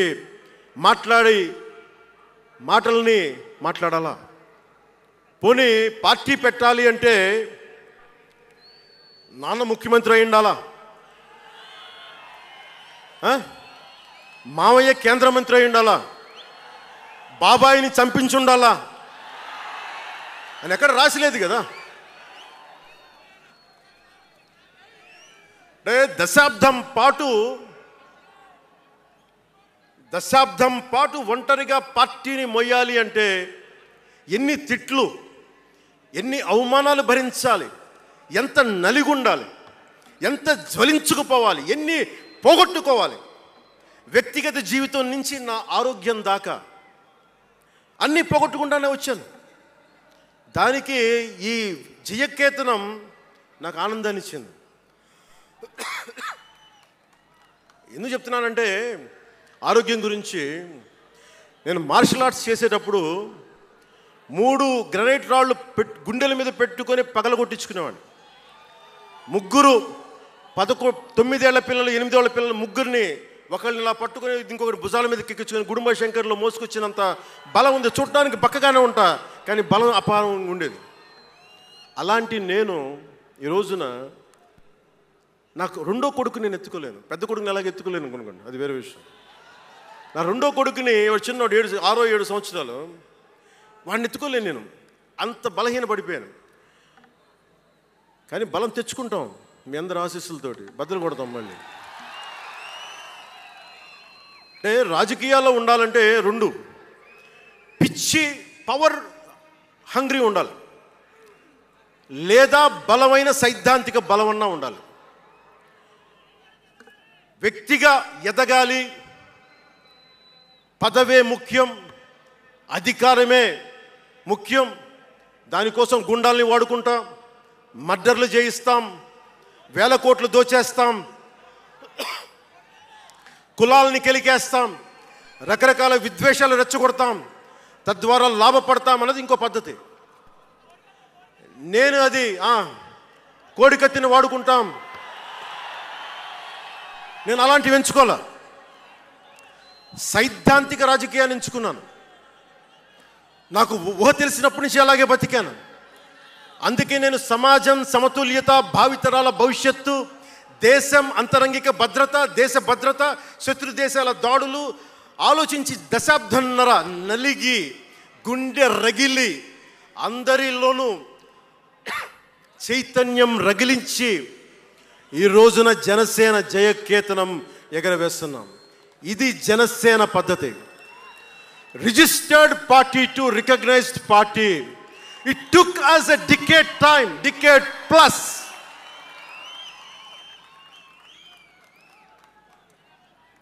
అంటే నువ్వు ఎలా మార్చేసుకుంటావు అంటారు. నువ్వు అలా పడితే ఎలా మార్చేసుకుంటావని మాట్లాడతారు. అరే ఒక మనం ప్రార్థించే నదే, గంగమ్మ అవ్వచ్చు, కృష్ణమ్మ అవ్వచ్చు, దేవత అవుతుంది, పడవలకి రస్తా అవుతుంది, పంట కాలువలకి పొలాల్లోకి దూరే పంట కాలువ అవుతుంది. మార్పు అనేక రకాలుగా ఉంటుంది. ఇక్కడ నువ్వు గంగని నదిగా చేసావు, ఇక్కడ నువ్వు స్నానం చేయకూడదంటే కుదరదు. చాలా విభిన్నంగా చూడాలి. నేను మార్పు కోసం వచ్చిన వాడిని, ఓట్ల కోసం వచ్చిన వాడిని కాదు. అంటే ఇన్ని మాట్లాడే ఈ ఇంగ్లీష్ పేపర్ వాళ్ళకి I want to give you an example. Who said Pawan Kalyan changes from left, right and center? Let me tell you this. One example from one of your journalist brotherhood, from your journalist brethren, Sri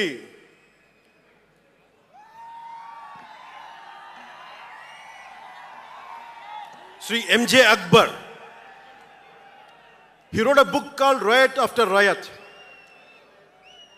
ఆ పుస్తకంలో entirety అంతా how BJP is wrong, how BJP is communal అని all the stories he picked up is all about anti BJP. But in 2014 same mister M.J. Akbar has become MP for BJP. బీజేపీని తిట్టిన వ్యక్తే కాంగ్రెస్లో ఉండి బీజేపీకి వెళ్ళి మారగలిగినప్పుడు తప్పులేదు. కానీ నేను ఇన్ని రకాలుగా మాట్లాడి తప్పు అయిపోయింది అది. అంటే ఇది let me tell you, I blended the best of everybody. I have tested it on myself personally and applied to the party. That's why we got 100% striking rate.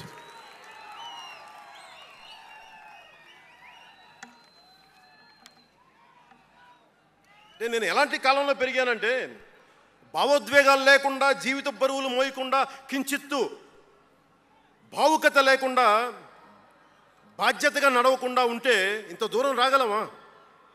జీవితంలో నిన్న కాకితాళంగా ఎలా జరిగిపోతాయి? అంత ఫ్లూక్ అండి అంటే 21 సీట్లతో 100% వచ్చేస్తామా? 151 సీట్లు ఉన్న ఆ పార్టీని 11 సీట్లకి రానివ్వగలమా? ఎంత పోరాటం చేశాం మనం, ఎంత నలిగాం. వైజాగ్లో మన ఎమ్మెల్యేలు ఎంతమందిని జైల్లో పెట్టారు, ఎంత భయభ్రాంతులను చేశారు. బయటికి వస్తే ఆ రోజు నన్ను అందరూ అడిగారు, మీరు వెంటనే ప్రధానమంత్రి గారికి చెప్పండి, ఫోన్ చేయండి, మీకు తెలుసు కదా అంటే నేను ఒకటే అన్నా, ప్రజల్ని కాపాడటానికి వచ్చాను నేను, నన్ను కాపాడమని ఎవరిని నేను అడగను, ప్రధానమంత్రి గారైనా సరే. ఇది నా నేల, నా పోరాటం. ఇది నా మీద చెయ్యి వెయ్యమని చెప్పండి, చెప్తాను నేనేంటో అని చెప్పాను. అంటే నేను ఎవరో వస్తారని నేను ఎప్పుడు చేయను. నేను ఎంత నిలబడగలను అదే నా మెజర్ అంతే. నేను ఎలాంటి జీవితం నుంచి వచ్చానంటే, నాకు చుట్టుపక్కల పేరెంట్స్ కమ్యూనిస్టులు, పిల్లలేమో క్యాపిటలిస్టులు.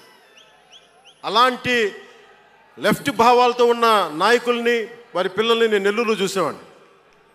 అంటే మార్పు అనేది అవసరం. నాన్న కమ్యూనిస్ట్ కదా అని కొడుకు క్యాపిటలిస్ట్ అవ్వకూడదనే రూల్ లేదు. ఇలాగే ఉండాలని ఏం లేదు. అంటే సహజం, అంటే మార్పు చాలా సహజం. ఎదగడానికైనా దిగజారడానికైనా సరే వారి ప్రవర్తనని, వారి ఆలోచన విధానాన్ని బట్టి ఉంటుంది. కులాలను కలిపే ఆలోచన విధానం, భాషలని గౌరవించే సాంప్రదాయం, సంస్కృతుల్ని కాపాడే సమాజం, ప్రాంతీయతను విస్మరించిన జాతీయవాదం, మతాల ప్రస్తావన లేని రాజకీయం, అవినీతిపైన రాజీ లేని పోరాటం, పర్యావరణాన్ని పరిరక్షించే అభివృద్ధి ప్రస్థానం, ఇవన్నీ పెట్టినప్పుడు నవ్వారు అందరూ. అలాంటిది నన్ను ఈ రోజున పర్యావరణ మంత్రిగా తీసుకొచ్చింది ఈ సిద్ధాంతాలే. సిద్ధాంతాన్ని ప్రతిపాదించినప్పుడు చాలా పరిశోధించాలి, చరిత్ర చదవాలి, అవగాహన చేసుకోవాలి, జటిలమైన సందేహాలు వాటికి వివరణ ఇవ్వాలి. ఇవన్నీ కూడా ఉండబట్టే ఈరోజు ఇంత బలంగా నిలబడగలిగాను. నేను ఇంత ఆలోచించి అడుగు ముందుకేస్తాను తప్ప అనాలోచితంగా ఎప్పుడు నేను అడిగాను. ఈ 10 ఏళ్లలో నిలబడ్డాం, బలపడ్డాం, చాలా పడ్డాం కూడా. సమాజ తీరుతెన్నులు ఎలా ఉంటాయి అని ఆలోచించేటప్పుడు నన్ను బూతులు తిట్టినా, ఆ తిట్టిన వాటిని ప్రసార మాధ్యమాల్లో ప్రసరింపజేసి డిబేట్లు పెట్టి వీళ్ళకి నా జీవితం తప్ప ఇంకేమి లేవా, కనిపించవా అనుకునేవాడిని. అంటే మీరు చెప్పండి, ఒకళ్ళ ఇంట్లో ఆస్తి తగాదాలు, అన్నా చెల్లెల మధ్య ఆస్తి గొడవలు, రాష్ట్రానికి సంబంధం ఏముంది? అది అసలు ప్రజలు ఆలోచించాల్సింది ముందస్తుగా. అసలు ఎన్నికల్లో చేయడానికి డబ్బులు లేని వాళ్ళ దగ్గర ఇన్ని వేల కోట్లు ఎలా వచ్చినాయి? నేను డిగ్రీలు చదివి, పిహెచ్డీలు చదివి నాకు ఉపాధి రాకపోతే వీళ్ళు కేవలం రాజకీయాల్లోకి వచ్చి 1000 కోట్లు ఎలా సంపాదిస్తారు? దానికోసం వాళ్ళిద్దరు కొట్టుకుంటుంటే అది మనకి ఎలా సమస్య అవుతుంది? ఇది మీరు ఆలోచించాల్సింది. అంతేగాని కూర్చోబెట్టి సినిమా సినిమా సినిమా అంటే మొక్కే కాదంట్లా. మీకు కోపం రావాలి కదా. అన్యాయం జరిగితే కోపం లేని సమాజంలో మార్పు ఎలా వస్తుంది? ఒక్కడికి కోపం వచ్చింది చిన్నప్పుడు, పవన్ కళ్యాణ్కి. ఒక్కడికి కోపం వస్తే ఇంత మార్పు వచ్చింది. ఇన్ని లక్షల మంది కోపం వస్తే ఏం జరుగుతుంది మీరు ఊహించగలరా? ఆ కోపమే రావాలి అన్యాయం మీద. ఇక మిగిలింది మనకి భవిష్యత్తులో పైన కాకుండా ఎలాగ మనం ముందుకెళ్ళాలి, ఎలా సిద్ధంగా ఉండాలనేది మనం ఆలోచించాలి. కొన్ని కీలకమైన అంశాలు చెప్పి తెలియజేస్తాను. నార్త్ సౌత్ డివైడ్, ఉత్తర భారతం దక్షిణ భారతం, అలాగే క్యాస్ట్ సెన్సెస్, కులాల గణాంకం, డీలిమిటేషన్ ఇష్యూ, 3 లాంగ్వేజ్ ఫార్ములా, ఇవన్నీ మాట్లాడుతూ ఉన్నారు. వీటి మీద, అలాగే మనం భవిష్యత్తులో సనాతన ధర్మ రక్షణ బోర్డు కానీ, ఫ్రీ హిందీ టెంపుల్స్ కానీ, ఇవన్నిటి మీద ఒకసారి మాట్లాడి నా అభిప్రాయాలు తెలియజేస్తాం. ఎందుకంటే భవిష్యత్తుకి దిశానిర్దేశం చేయాల్సిన సమయం ఇది. అందుకని మీకు కొంచెం ఓపికగా వినండి ఇది. ఎందుకంటే ఇది సరదాలకి, అల్లర్లకి సమయం కాదు. ఇది భవిష్యత్తుని నిర్దేశించే సమయం. దశాబ్దంన్నర తర్వాత వచ్చింది. అంటే 2009 నుంచి ఇప్పుడు దాకా చేస్తే వచ్చింది. సో నేను ఏం కోరుకుంటానంటే, అల్లరి చిల్లరగా ఉండేవాళ్ళు నాకు అవసరం లేదు. నిలకడగా నిలబడేవాళ్ళే నా సైన్యం.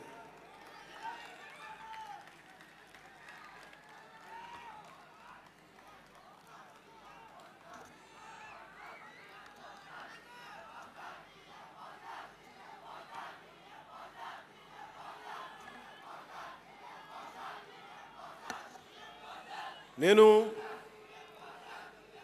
డిప్యూటీ ముఖ్యమంత్రిని అయ్యాక అంతకుముందు ఎప్పుడు ఆలోచించామని, పుస్తకాల బరువుతోటి వీపు వంగిపోతున్న పిల్లవాడిని ఆడిపడాల్సిన వయసులో ఇంత పుస్తకాలు బ్యాగ్ వేసుకొని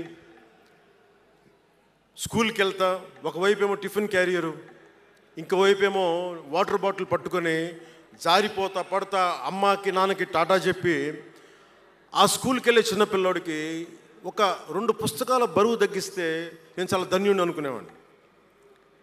అలాగే ఎక్కడో గిరిజన తాండాల్లో చుక్క నీటి కోసం ఏడ్చే గిరిజనులకి ఒక బిందెడు మంచినీళ్ళు ఇస్తే చాలా బాగుంటుంది అని చేయగలను అనుకునేవాడిని. డోలీ మూతలతోటి రహదారులు లేని కొండ ప్రాంతాల్లో కేవలం 100 మంది నివసించే గిరిజన తాండాలకి ఒక చిన్న రోడ్డు వేయించగలమా అనుకునేవాడిని. కానీ ఈ రోజున మీ అందరి దయ, జన సైనికులు, వీర మహిళల పట్టుదల, ఈ రోజున మనం దాదాపు 4000 పైచిలకు కిలోమీటర్లు రోడ్డును వేయించగలిగాం. వాళ్ళు 2000 వేయించారు 5 సంవత్సరాల్లో. మనం 2500 కోట్ల పైగా ఖర్చు పెట్టినట్టున్నాం. ఇవన్నీ ఎందుకు చెప్తున్నానంటే, ఒకవేళ మనం అనుకుంటే ఎంత చేయగలమని అంటానికి.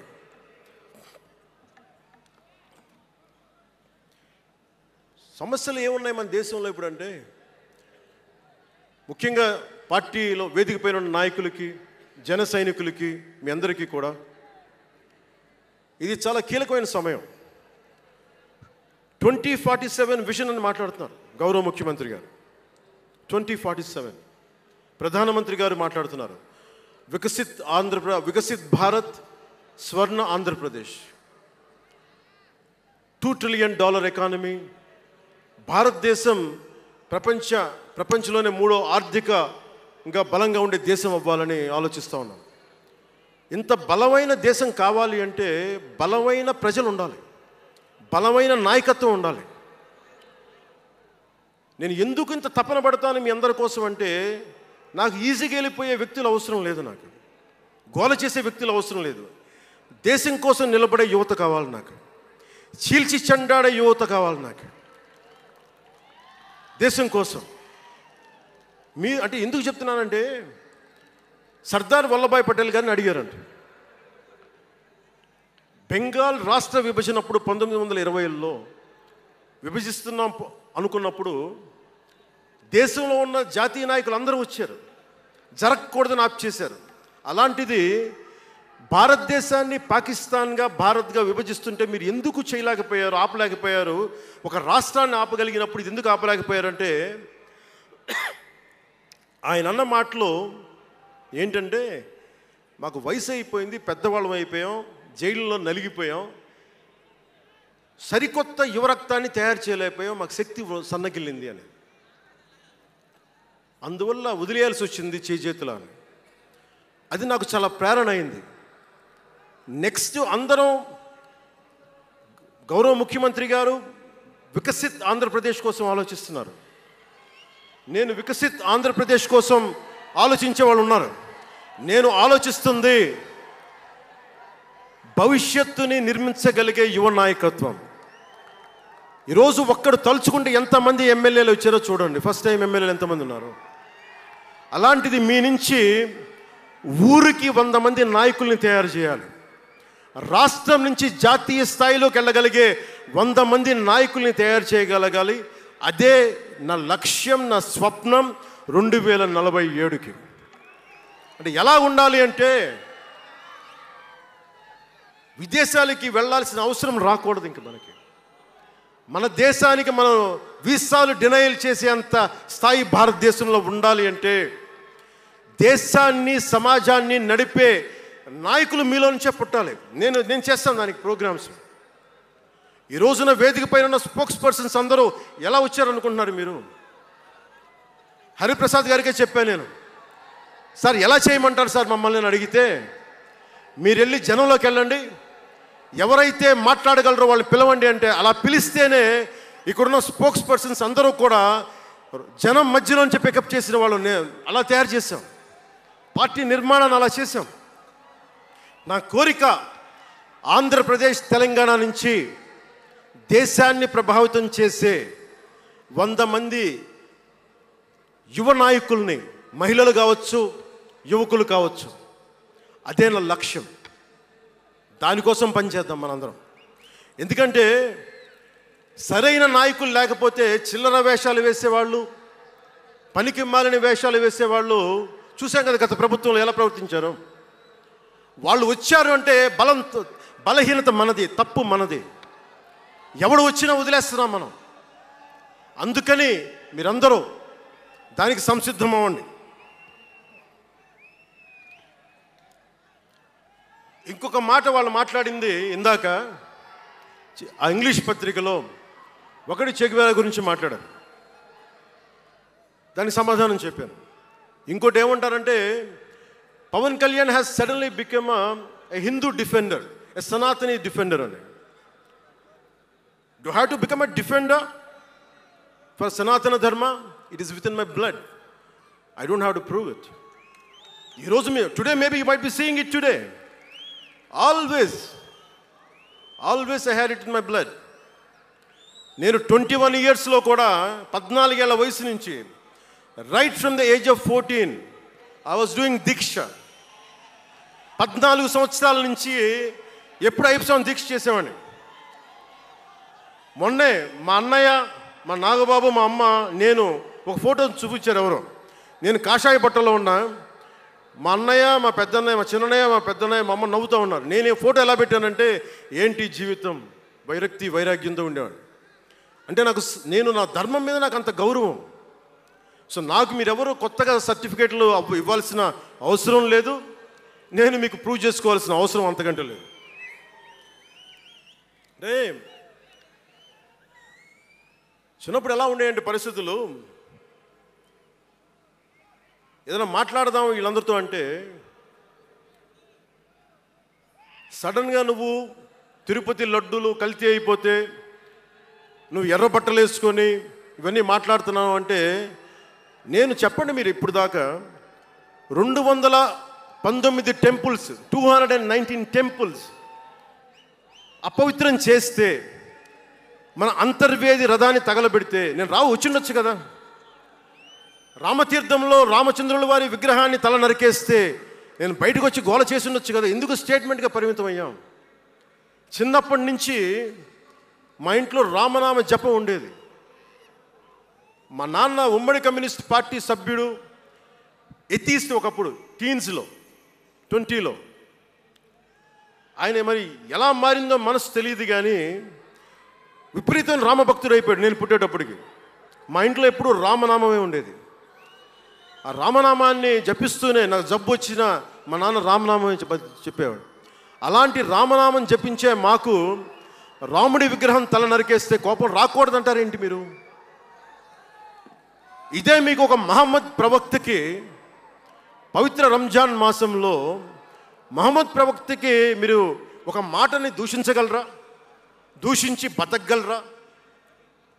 అల్లాని ఒక మాట అనగలరా? జీసస్ క్రైస్ట్ ఒక మాట అనగలరా? మేరీ మాతని ఒక మాట అనగలరా?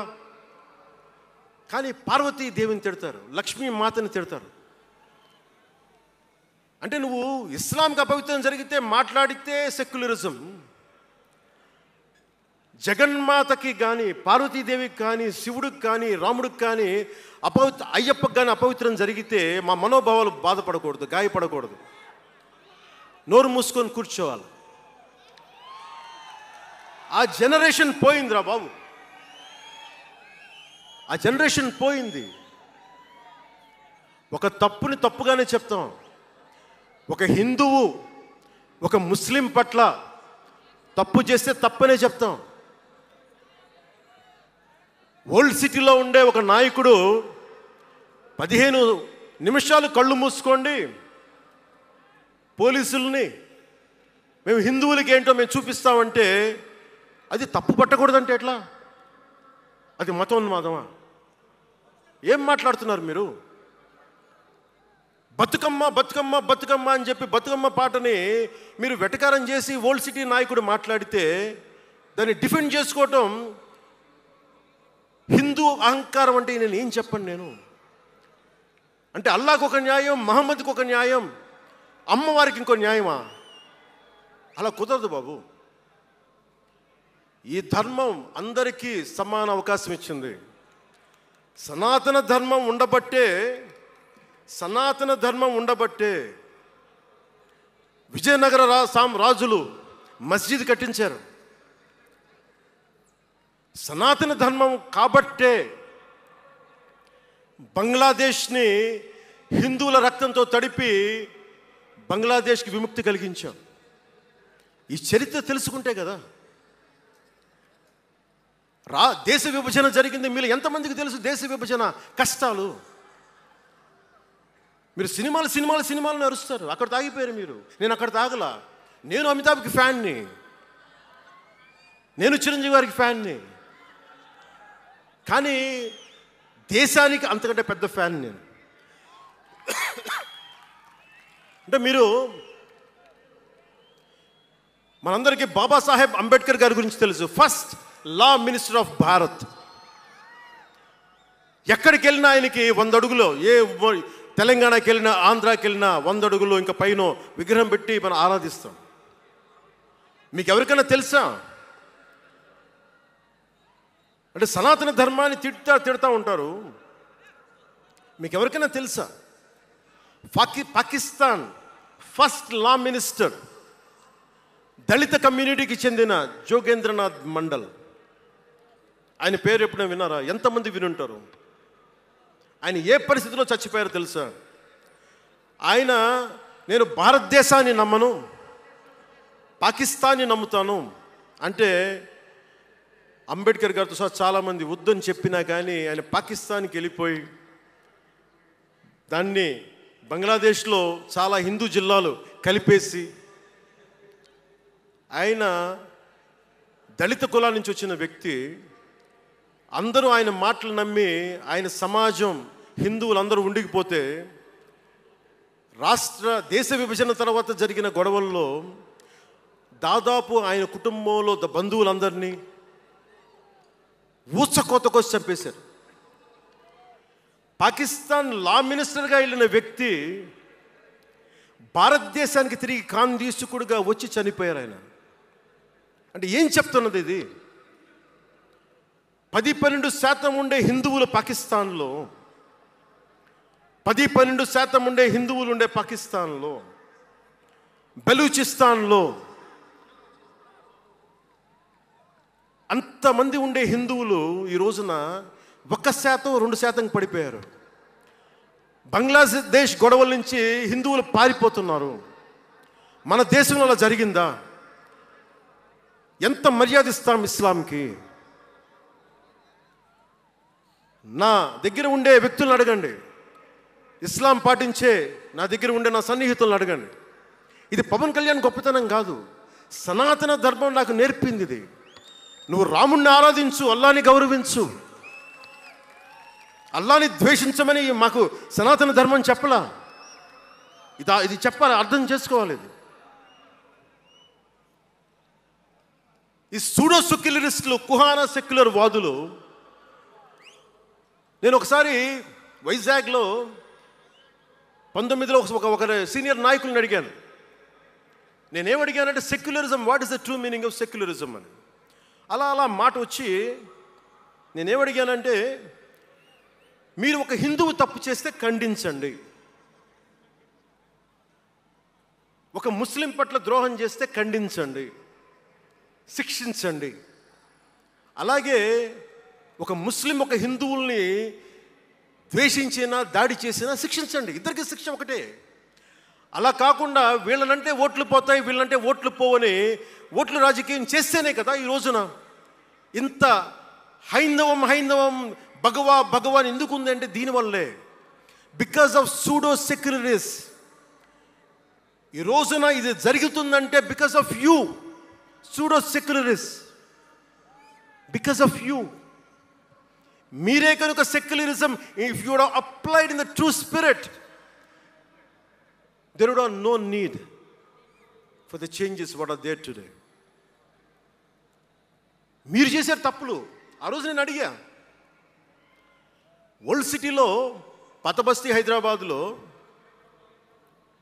మీరు 15 నిమిషాలు మీరు కళ్ళు మూసుకోండి పోలీసుల్ని, మేము హిందువులకి ఏంటో చూపిస్తామంటే నువ్వు ఎవరిని ఉద్దేశించి మాట్లాడుతున్నావు? హిందూ అంటే దాంట్లో పవన్ కళ్యాణ్ కూడా ఉన్నాడు. పొద్దున్న లేస్తే నేను హనీఫ్, అబ్దుల్, మొత్తం రహీం వాళ్ళతోనే ఉంటాను నేను. కానీ నేను వాళ్ళతో ఉన్నాను కదా అని చెప్పి నాకు బాధ రాదని మీరు అనుకోకండి, తప్పది. ఓ గలత్ హై భయ్యా, తప్పది. వస్తుంది బాధ. నేను ఎవరిని నిందించట్లా. తిరుపతి కల్తీ లడ్డు చేస్తే నేను ముస్లింలను నిందించలా, క్రిస్టియన్లను నిందించలా. నేను నిందించింది దోషుల్ని పట్టుకోమని. చివరికి ఏం తేలారు? వాళ్ళందరూ హిందువులే కదా. నేను మాట్లాడుతుంది ఇది. This is secularism. If there is true secularism, మన నాయకులందరికీ చెప్తున్నాను, మీ అందరికీ చెప్తున్నాను, true secularism should be applied in the true spirit, not for damn convenient vote bank politics. Don't do it. Janasena is not for it. ఒక తప్పుని తప్పుగానే చెప్తాం. అంటే నేను ఎందుకు చెప్తున్నాను మీకు మాట అంటే, నారాజు గాకురమ్మ అన్నయ్య, నజీరు అన్నయ్య, ముద్దుల కన్నయ్య, మన రోజు మనకుంది మన్నయ్య అన్నామంటే డ్యాన్సులు చేశా మీ సరదా కోసం. 1 minute డప్పులతో దీంతో డ్యాన్సులు చేసి అది మీ సరదా కోసం. కానీ నా కోసం ఆ లిరిక్ రాసుకున్నా. దేనికి రాశాను? గుజరాత్లో ఆ మారణహోమం జరిగితే దానికి చాలామంది ముస్లింలు చనిపోతే బాధతోటి నా హృదయం స్పందించి మాస్టర్జీ అని ఒక ప్రజా కవి చేత నేను రాయించాను ఆ పాట. దాన్ని ఖండించినప్పుడు నేనేమనేది ఏంటంటే, అంటే నేను అంత నిష్పక్షపాతంగా ఉంటాను. నేను అనేది ఏంటంటే, గోద్రా మారణహోమం జరిగినప్పుడు ఖండించాలి, ఖండింపబడాలి.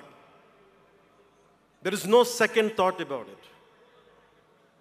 కానీ అసలు ఎందుకు జరిగింది అని ఆలోచిస్తే, కరసేవక్స్ రామ భజన చేసుకుంటూ ట్రైన్లోకి వెళ్తే ఒక గోద్రాలో ట్రైన్ని తగలబెట్టేశారు.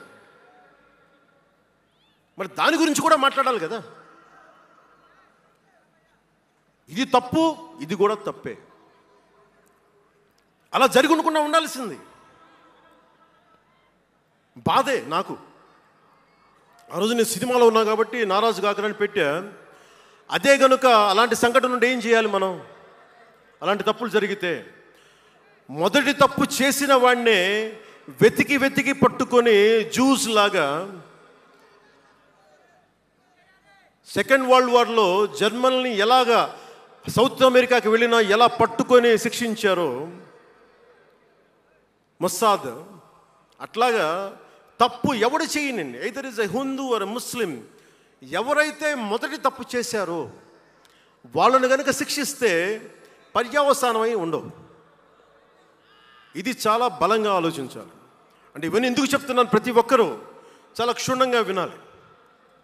ఎందుకంటే భవిష్యత్తులో మీకు ఇవే పోరాటాలు. మీరు ఎమ్మెల్యేలు అయిపోయాం, మంత్రులు అయిపోయాం, అందరికీ కార్పొరేషన్ పదవులు వచ్చేసినాయి అంటే కాదు. ఇప్పుడు మనం వేసింది తొలి అడుగు మట్టుకే. నేను భారతదేశం కోసం చనిపోవడానికి సంసిద్ధంగా ఉన్నాను, గుర్తుపెట్టుకోండి. ఎందుకంటే నా ఇంటెన్సిటీ చాలా వైల్డ్గా ఉండదు.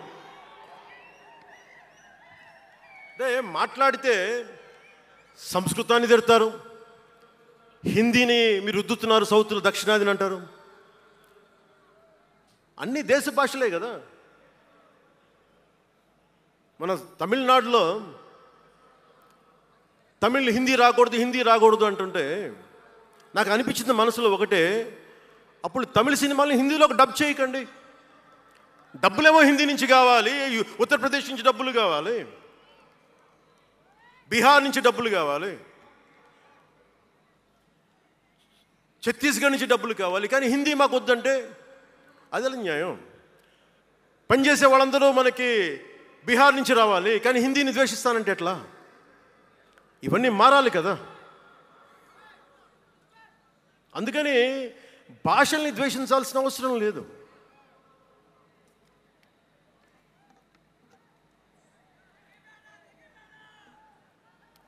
అంటే మనం ముఖ్యంగా హిందువులందరికీ నేను చెప్తా ఉన్నాను, మీరు ముస్లింలను చూసి మీరు నేర్చుకోండి. పవిత్ర రంజాన్ మాసంలో ఉపవాస దీక్ష వహిస్తున్న నా ముస్లిం సోదరులందరికీ నా హృదయపూర్వక రంజాన్ శుభాకాంక్షలు. సంస్కృతాన్ని తిడతారు, గుళ్ళల్లో సంస్కృతాలు మంత్రాలు చదవకూడదంటారు. ముస్లిమ్స్ ఆ మాట అంటున్నారా?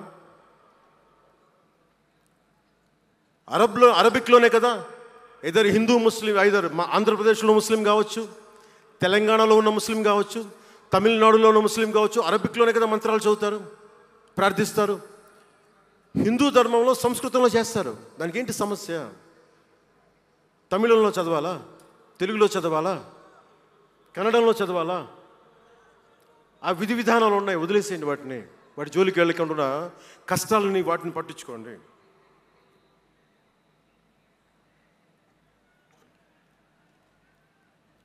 మాట్లాడితే భారతదేశాన్ని ఉత్తరం దక్షిణం అంటూ ఉంటారు. ఆంధ్రాని తెలంగాణ విభజన సమయంలో తెలంగాణ ఇవ్వకపోతే మేము ఈ భారతదేశానికి సంబంధించిన ఒక అన్న స్టేట్మెంట్లు చూసాం, అలాంటి నాయకుల్ని చూసాం. ఆంధ్రాని విభజిస్తుంటే ఆంధ్ర వాళ్ళు మేము ఇక్కడ సంబంధం లేదు, మేము భారతదేశంలో ఉన్నామన్న స్వయం నాయకులు నా దగ్గర అన్నారు. అంటే తెలంగాణ ఇవ్వకపోయినా, ఆంధ్ర ఇవ్వకపోయినా, విడగొట్టినా మేము భారతదేశంలోంచి విడిపోతామన్న మాటలు మీరు ఎలా మాట్లాడతారు? అంటే ప్రతి ఒక్కరికి కోపం వచ్చినప్పుడల్లా కట్ చేయడానికి భారతదేశం ఏదైనా కేక్ ముక్కడ్డా మీ అందరికీ? కట్ చేయడానికి, భారతదేశ సమగ్రతని విధ్వంసం చేయడానికి ఒక్కడు ఉంటే నాలాంటి వాళ్ళు 10 కోట్ల మంది బయటకు వస్తారు. తస్మాత్ జాగ్రత్త. నార్త్ సౌత్ డిబేట్కి నా సమాధానం ఒకటే. ఉత్తరాదిన ఉన్నది హిమాలయాల్లో, ఉత్తరాదినున్న హిమాలయాల్లో ఉంది పరమశివుని కైలాసం. దక్షిణాదిన ఆయన కుమారుడు కుమారస్వామి మురుగన్ నివాసం. ఈ దేశాన్ని విడగొట్టే ధైర్యం, సాహసం ఎవ్వడికి ఉందని నేను అనుకోను. ఆ భయం నాకు లేదు. వారు ఎంచుకున్న ప్రదేశం ఈ భారతదేశం. అలాంటి దేశాన్ని విడగొట్టాలి అనుకుంటే ఒకసారి ఆలోచించి మాట్లాడండి. భాష వేరు, భావం వేరు. మీరు బయటవారు, మేము లోపల వారం. మీరు ఉత్తరాది వాళ్ళు తెల్లగా ఉంటారు, మేము దక్షిణాది వాళ్ళు నల్లగా ఉంటామంటే, మా ఇంట్లోనే ఒకళ్ళు, మా అన్నయ్య 6 అడుగులు 2 అంగుళాలు 3 అంగుళాలు, నేనేమో 5 అడుగులు 9-10 అంగుళాలు నేను. మా బంధువుల్లో అన్ని రకాల వాళ్ళు ఉంటాం. కొంతమంది నల్లగా ఉంటాం, కొంతమంది తెల్లగా ఉంటాం. ఏం చెప్తాం దీనికి? అర్థం పర్థం లేని మాటలేంటి ఇవన్నీ? ఇలాంటి మాటలతోటి దేశాన్ని విచ్ఛిన్నం చేయకండి.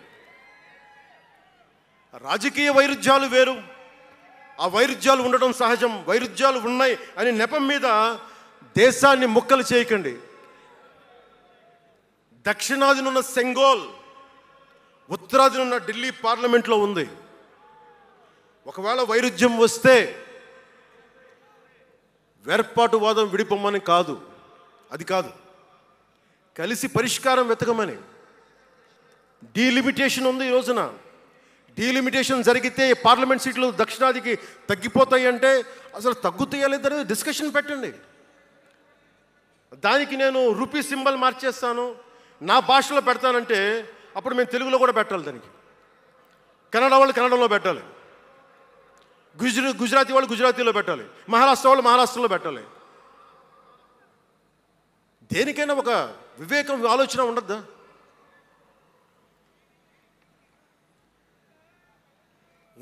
ఉన్నత పదవుల్లో ఉన్నవారు మీరు చాలా ఆలోచించి చేయాలి. చాలా ప్రభావితం చేస్తాయి మీ మాటలు. ఒకటి విధ్వంసం చేయడం తేలిక, ఒకటి నిర్మాణం చేయడం తేలిక, కష్టం. నేను వివక్ష అనిపించలేదు అనుకుంటున్నారా మీరందరూ? తమిళనాడులో పెరిగినప్పుడు 14 ఏళ్ళ వయసులో నేను తమిళనాడులో పెరిగినప్పుడు మైలాపూర్ స్కూల్ అన్నారే, గొల్టింగ వాడ అని పిలిచేవాడు. నేను నాకు అర్థమయ్యేది కదా గొల్టీ అంటే ఏంటి అనుకునేవాడిని. అదొక డెరిగేటెడ్ టర్మ్. అది నేను మా మాస్టర్ గారిని అడిగాను, రామ్నాథన్ గారిని అడిగాను, సార్ இந்த மாதிரி சொல்கிறாங்க సార్, గొల్టీని சொல்கிறாங்க సార్ అంటే ఆయన నాకు ఒకటే మాట చెప్పాడు. వాళ్ళని పిలిచాడు, వాళ్ళని తిట్టాడు. ఏదో ఏంటి సార్ గొల్టీ, ఎందుకు సార్ గొల్టీ మీనింగ్ అంటే ఆయన ఏదో నవ్వి వదిలేసి ఆయన ఒక మాట అన్నాడు, అరే தெலுங்குని రివర్స్ பண்ண గొల్టీని சொல்லுவாங்கடா, அப்படி என்ன பெரியார் வந்து தெலுங்குக்காரன் தான்டா, பெரியார் வந்து தெலுங்குக்காரன் தான், బలిజన్ నాయకర్ సార్ అవరు. ఆ టైంలో ఇప్పుడు మన తిరుపతి రాయలసీమలో ఉండే బలిజ నాయుడు కులానికి చెందిన వ్యక్తి పెరియార్ గారు, తెలుగు. ఆయన ద్రావిడ ఉద్యమ రూపకర్త. సో అందుకని భాషదేముంది, అందుకని దీన్ని పెట్టుకొని విధ్వంసం క్రియేట్ చేయడం సరైనది కాదు. నేను మీకోసం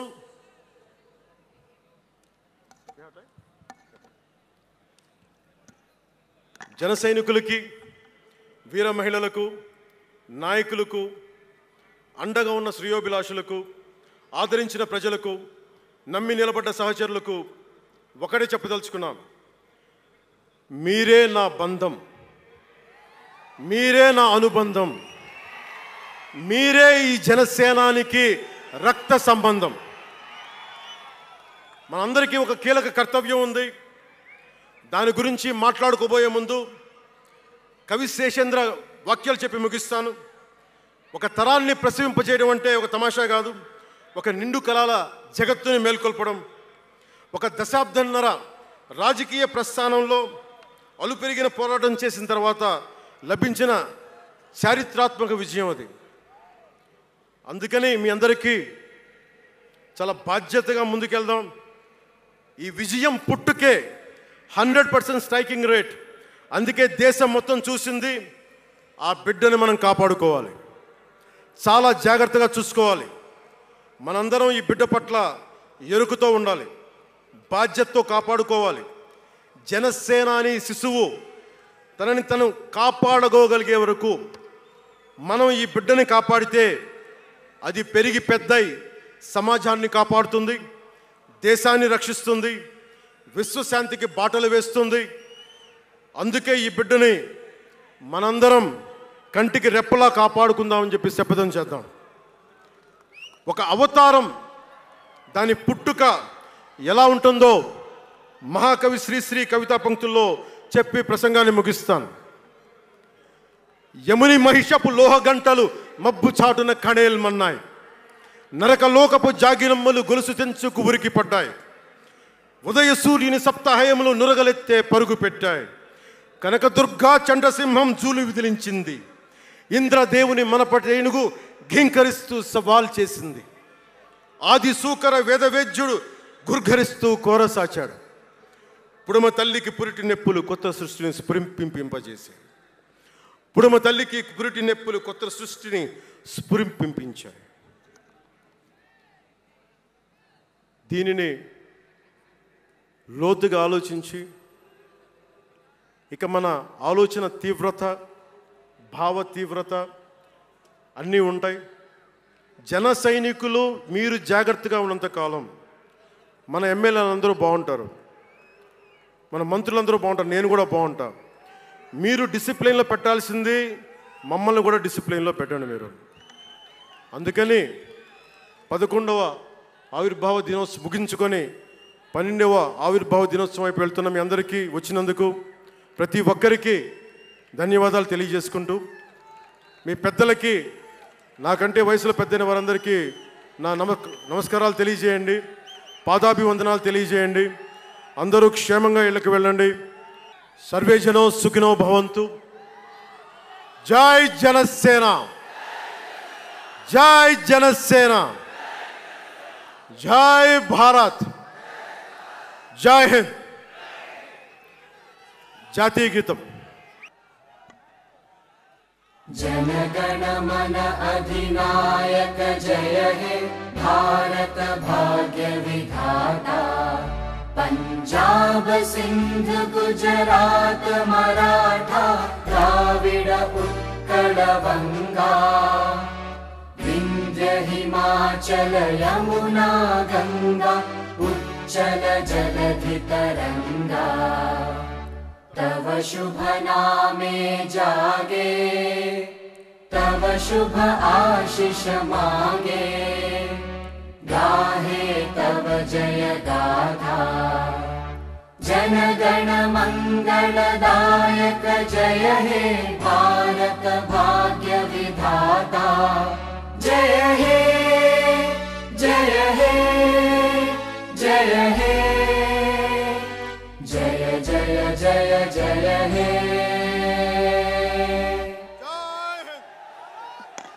जय हिंद।